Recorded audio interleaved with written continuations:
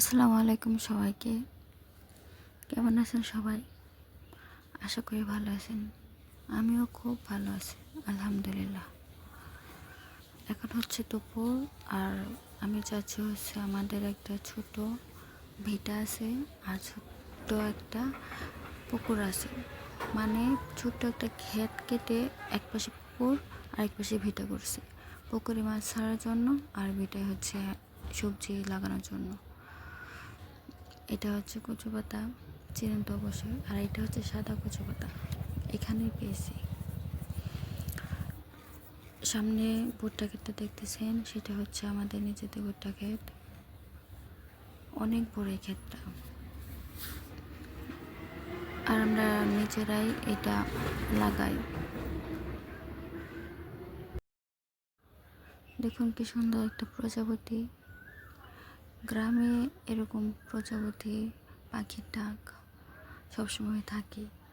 খুব শান্ত একটা পরিবেশ। সামনে একটা মেশিন দেখতেছেন, সেটা হচ্ছে আমাদের নিজেদেরই। এই যে এখন বন্ধ। পাশে মেশিনের সাথে যে ক্ষেতটা, সেটাও আমাদের ধান ক্ষেত।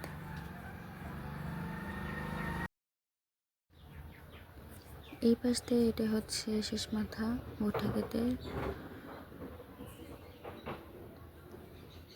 আর ওই সাইডে তো দেখা যাচ্ছে না।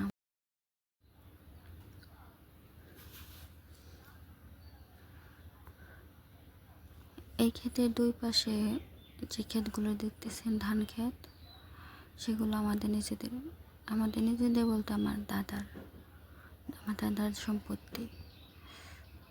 আর সামনে হচ্ছে আমার ছোট বোন ছিল। গ্রামের পরিবেশ আসলে অনেক সুন্দর, যারা গ্রামে থাকেন তারা জানেন। মাঝে মাঝে শহরের মানুষ আমাদের এদিকে ঘুরতে আসে। শান্ত পরিবেশ, সবুজে শ্যামলে ঘেরা।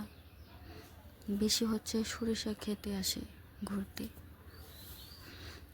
সামনে হচ্ছে আমাদের ছোট্ট পুকুর, আর হচ্ছে ভিটা দেখতে পারতেছেন।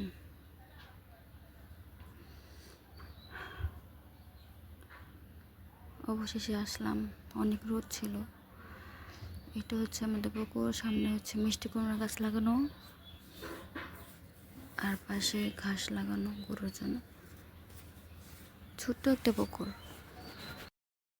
আসলে আমরা হচ্ছে আমাদের নিজের খাওয়া চালানোর জন্য এখানে মাছ চাষ করতেছিলাম, কিন্তু মাছ 10 কেজি মাছ এর আগে ছাড়ার পর সেগুলো সবগুলো মারা গেছে।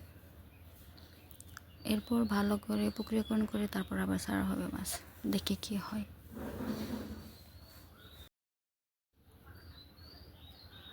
আর উপরে হচ্ছে ভিটা, সেখানে হচ্ছে আমাদের খাওয়ার জন্য অল্প অল্প অল্প করে অনেক সবজি লাগানো আছে। উপরে চলে যাই।